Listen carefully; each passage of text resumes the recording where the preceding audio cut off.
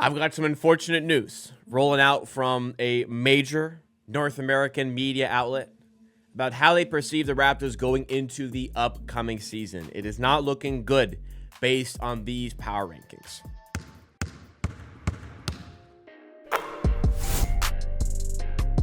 The article in question, of course, comes from Bleacher Report. Bleacher Report. We've talked a lot about Bleacher Report on this channel over the years. I've featured on Bleacher Report periodically over the years, talking about the Raptors, trying to spread the good word of the Raptors, because not a lot of people involved with Bleacher Report do that, and that reigns true for their most recent NBA power rankings for the 2025 season. So I'm kind of expecting the Raptors, like, going into this. I know where they are, but I would have been expecting them to be, and knowing there is this maybe a slight bias against them, I was expecting them to be like 20 to 22 in the power rankings. I'd probably put them a touch higher, but I would expect them to be placed around like 22, which I think is too low. It's even lower than that, actually. It's even lower than that. We have the Jazz at 30, the Nets at 29, the Wizards at 28, the Hornets at 27, the Phoenix Suns at 26, and the Raptors at 25. And yeah, they've got the Pelicans in front of them. They got the Blazers in front of them. They've got the Sixers in front of them. Maybe the Sixers make sense, but 25th for the Raptors. They show their record of 30 and 52 from last season. Let me know in the chat what you think about this position of 25, because I certainly believe this is some egregious positioning. The Raptors enter a 25-26 campaign with a decent amount of talent, but the puzzle pieces form far from a seamless fit. That is partially true. Lists all the players and says none of them command a ton of respect as three-point shooters. Okay, other than quickly, of course. Let's four on the floor with Pirtle, which figures to be fairly common lineups. Defenses might be able to pack the paint and live with whatever happens outside. That's also true. I'm not denying that. And then it talks about some of the people coming off the bench. I don't understand this last sentence here. It says, but even that probably won't push this team much higher than the play-in. Okay, great. So basically you're saying play-in is pretty much what this team is going to be, yet you have them listed at 25th, which of course would be outside of the play-in tournament positions. You'd have to be a theoretical top 20 team in the NBA to be involved in the play-in tournament, because it is a top 10 teams in each conferences. And they also list specifically championship odds for these teams within the article, and they have the Raptors at plus 15,000, which is ahead of the 50,000 for the Pelicans and the Portland Trailblazers, who are at 75,000. Much higher than those two. Now, not higher than the Sixers, way higher than the Bulls, who are at 21. Okay, not quite as high as the Pacers. They higher than here? No. So based on those, the odds projections there, which at this point, a week away from preseason, are fairly efficient and fairly accurate, the Raptors should be higher at the positioning. But like, we can ignore the betting part of it. We can ignore the championship odds. We're not going to ignore the regular season win projections, which I'm going to talk about in just a second. But just like on the surface, we're talking about a team that has highly skilled players like Brandon Ingram, who I think has a fair chance to be an all-star this season. Scotty Barnes, who has been an all-star previously, he plays really well this year. He could be a player who gets into an all-star team. You've got players like Manuel Quickly, who's talented, even though he was left out of the ESPN's NBA top 100 players list.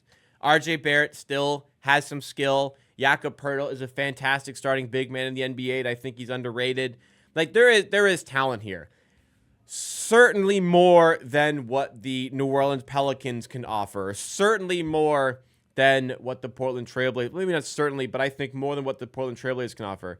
And I think it's absolutely more than what the Chicago Bulls can offer. There is obviously a lot of questions surrounding the fit with this Raptors team, and I think it's fair to talk about that and discuss that from a power ranking standpoint. But like, we're in the conversations around the Suns and the Hornets, that and the Pelicans. That is just far too low for this Raptors team. Despite their difficulties when it comes to fit, there is a enough talent that should be able to push this team ahead. And even if, like, we want to reference, like, again, the betting markets here, these betting markets at this point have been up for a very long time. These betting markets at this point have had sharp bettors shape these lines to more accurate levels. The Raptors opened up at between 32 and 34 wins, and they have been bet all the way up to 38.5, 39.5 wins, depending on where you're going to be betting and where you're going to be looking. So there is like a certain element of confidence that the Raptors are better than what has previously been suggested, first of all.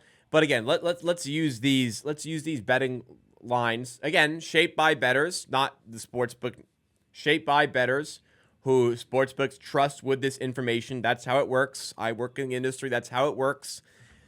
We can just look specifically at how many teams are projected to win less games than the Raptors to help us along here. So we have the Brooklyn Nets, the Charlotte Hornets, the Chicago Bulls, a bit of a gap here, the Indiana Pacers. I think Miami is equal, so we'll keep that in the back pocket. So that's 4. The Pelicans far under, that's 5. The Phoenix Suns are 6. The Portland Trail Blazers are 7. The Sacramento Kings are 8. The Utah Jazz are 9. The Washington Wizards are 10. 10 teams who are projected to win less games than the Raptors. And the Raptors are 39.5 on this website, which is BetOnline, which is a sharp sports book.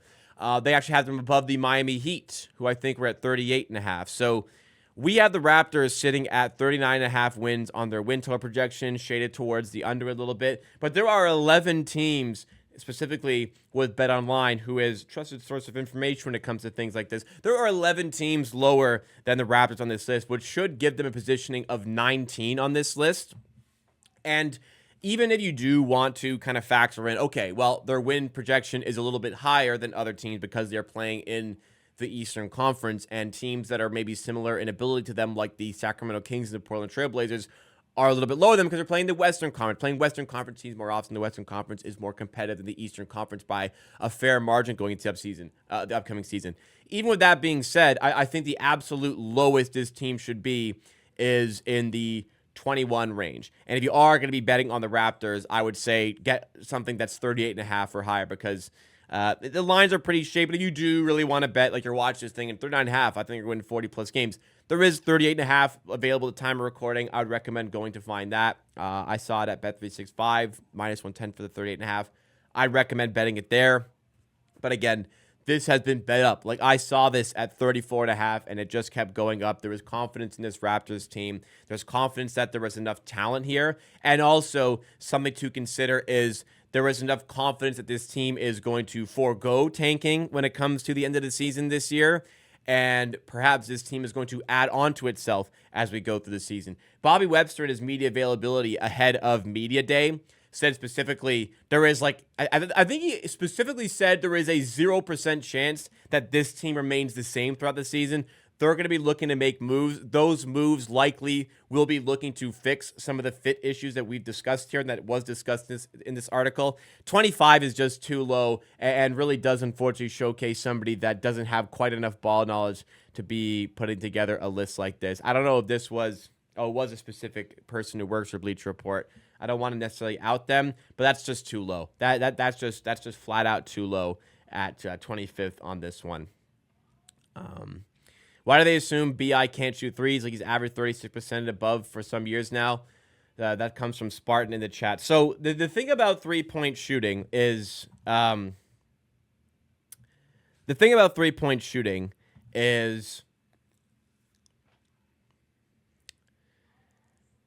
it's often overrated a little bit by percentages. Like let's say we take, for example, let's pull up. This is an example I like to use, because when the Raptors lost this player, he was compared to the player they replaced him with and compared to three-point percentages. So so this is a good example I like to use. So we have Dennis Schroeder, first of all. And the year before he signed with the Raptors, He played for the Los Angeles Lakers, where he shot 33% from three. In fact, in his time with the Raptors, he shot 35% from three. Now, if we go to a player like, for example,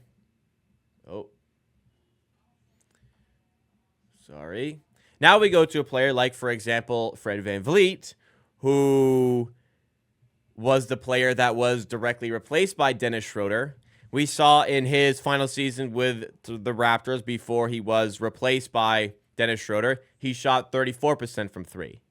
So you have Fred VanVleet shooting 34% from three, and then he gets replaced by a player who shot 33% from three, and he was way cheaper. So the discussions around it were, well, that's not that big of a drop-off, but it fails to consider the volume. It fails to consider the amount of threes that they are taking, first of all, because if you go to Dennis Schroeder, that season with the Lakers, he took 3.4 three-point attempts per game and shot 33%.